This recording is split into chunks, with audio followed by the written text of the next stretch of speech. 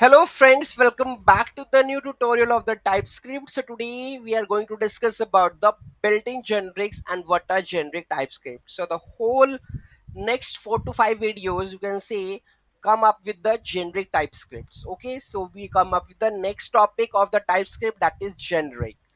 Built-in generic and what are the generic TypeScript. So those who haven't subscribed my channel yet, please do subscribe my channel, and if you like the video, please do like, share and comment on my video. So let's get started.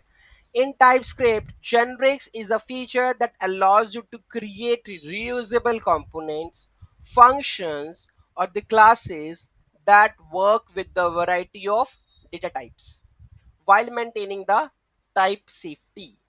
It enables you to write code that can adapt to different data type without sacrificing the type checking at the compile time. Some basic explanation of the generic type. So first one is the type parameter.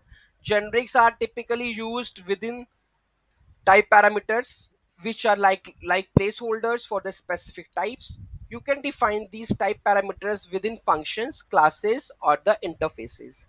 Reusability: with generics you can write functions or the classes that can work with the different types of data without duplicating the code.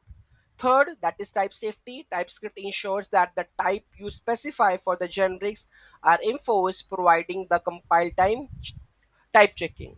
Okay, so basically you can, in one line, what we can say that generic is a feature that allows you to create reusable component functions or the classes that work with the variety of data types.